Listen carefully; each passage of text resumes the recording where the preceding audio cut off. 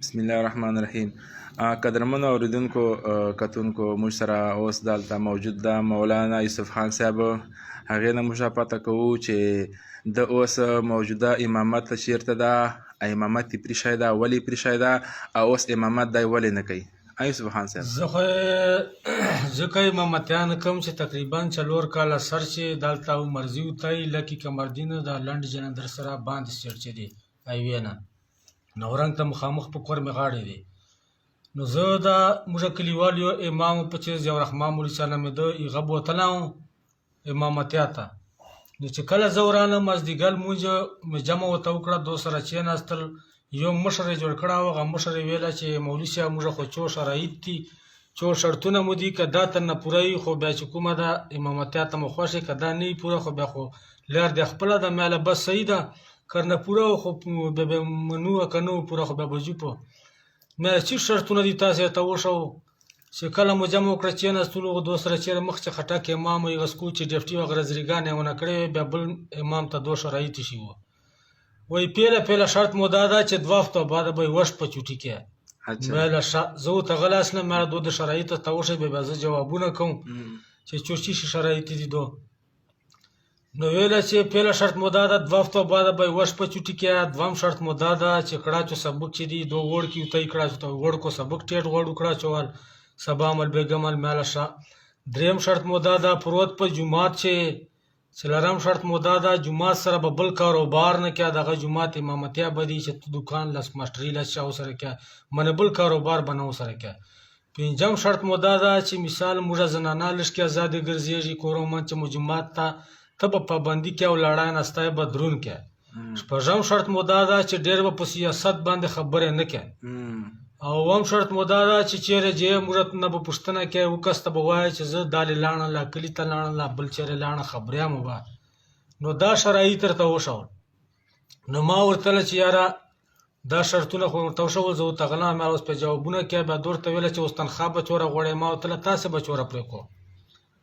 وایي موږ خو وایو چې مفته امامتیا ورته وکړې ته د شرایطو ته وګوره یو نه بعد مفته امامتیا. ما ورته ویله چې ما وس رسېږي او په کار وه چې مفته امامتیا مې ته کړې وی.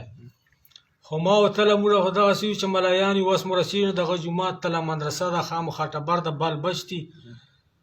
نو تاسې پله مزور څومره رواج ده؟ ویله چې موږ پله مزور چې ده 200 روپۍ رواج ده 600. مې ویله چې 200 روپۍ ورځ چې 21000 میاشت له او چې 600 روپۍ ورځ چې 18000 سله ما ورته ما ته به 16000 روپۍ تنخوا راکړو دا شرطونه به منه. وایي 16000 ما ورته ویله خو زه خو مو مزور سله امام خو مو نه سله چې مثال شپږمو شرایط مو ورته وښول د شرایطو لاندې به زندګي ته تېروم ډیفټي ته سره کم مزورت ته سره کم تاسې به ما ته 16000 روپۍ تنخوا راکړو. نو ویله دا خو د ډېره زیاتې کړې. بل امام ته چې کومه د موږ 14 کورونه یې دی چې د 4 کورونه غریبان دي هغه 12 کورونه 500 روپۍ په کور ورکوو 6000 روپۍ تنخوا ورکوو. نو تا ته به چې کومه د 2000 روپۍ تنخوا درکو او یې شرطونه تشولي وو په 1000 روپۍ شرط ته تشولی وو.